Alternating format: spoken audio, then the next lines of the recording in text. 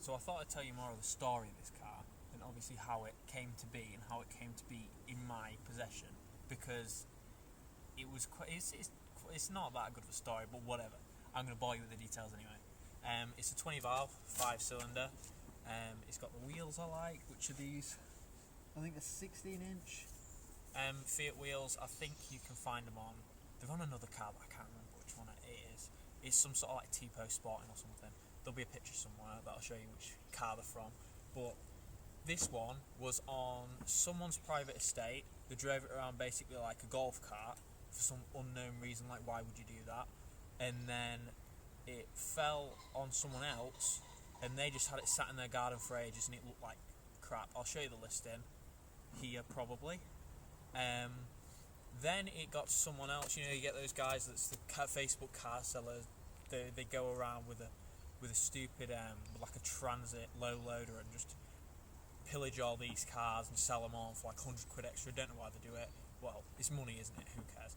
But then it fell to someone like that. He had it sat in his driveway for ages. No one knew what the flip to do with it. Everyone was coming around offering like 100 quid. And then my ass comes around and goes, 350, and can you please drop it off? And then I got it, which is absolutely amazing. It had some Viagra in the back.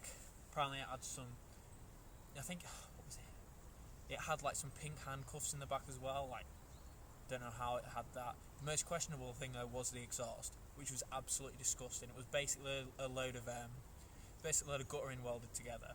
It was the worst thing ever. And I can remember when he got it off the trailer and he revved it and he was like, oh, isn't it how good this sounds?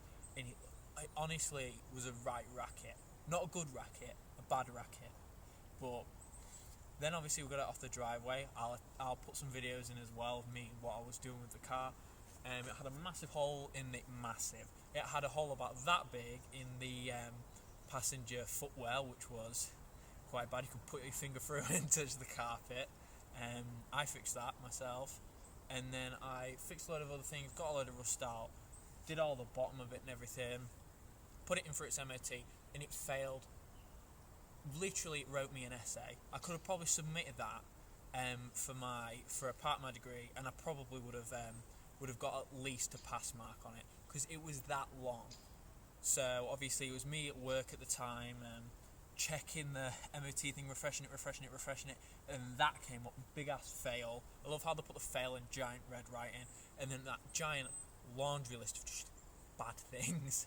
So it needed a bit of welding on one side, near something to do with where the seatbelt mounts and all that stuff, and just then there was a few just stupid things like the brakes weren't efficient because it'd been sat for ages. So basically they cleaned it all up, readjusted the park and brake, and it was perfectly fine again.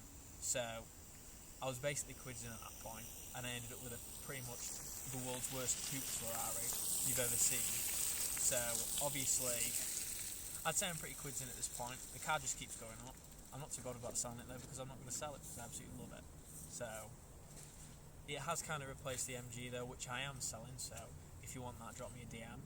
But yeah, I'm kind of falling out of love with the MG, but it's more about this car than anything else. My favourite thing about it though is the interior, which is this absolutely incredible body coloured metal panel. And yes, it is metal. It's very thin metal, but just so good. And it wraps all around. So you've got it all on the doors, all on this, and all on that. And the way the dials are laid out and they're recessed into the dash, and you've got no silly binnacle, and they're integrated into this, just looks so, I'm out of breath, just looks so flipping good. I absolutely love it. The only thing I don't really like is the ginormous rowing boat. I call it ginormous, but that's because I'm used to things that, you know, click, click, click, click, and my automatic rover, which is very, very nice. I never thought I'd like an automatic car, but hey, I like that. The official fragrance of this car is, all my cars have official fragrances, David Beckham Respect, because someone got me for Christmas. I don't wear David Beckham Respect. I refurbished this part, the centre console thing, that bit. I refreshed that. I'll attach some photos. Just basically, I can't remember what it was called. I actually use nail polish remover, so don't shoot me. But I use nail polish remover, and then I just plastered it the whole thing. The same thing with this, the bit near the gear stick. I think that's the centre console. I think this is something else. Don't get me wrong, I don't actually know that much about cars. I've even got the Fiat Coupe 20 valve Max, which I am absolutely ecstatic about. I've had this thing for about a year now, so it's been on the road since last August, but then it was taken off the road for that month or two. I think it was about 2-3 months, where I was just absolutely cacking my pants, and I thought it was going to flip and fail, and I was so worried. But luckily, thanks to my boys, it passed, and thanks to it, really, it's a triumph in itself that it passed. I'm actually looking at this Robin now. It's so close. Yeah, of course it won't come in. But the things I obviously need to do to it, and there are quite a few. There's this headlining which I ain't going to show you, but it looks gross. It's basically, it seems to sag when it's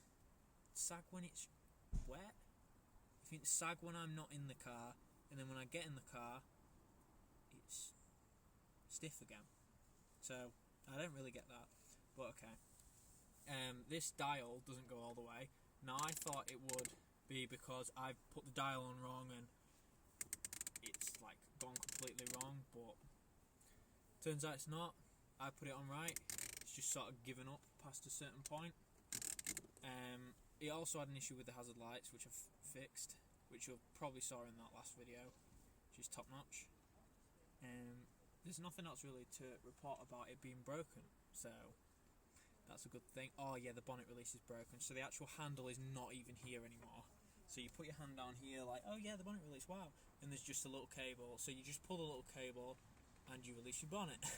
So it's not exactly elegant, but 350 quid isn't going to be elegant, is it?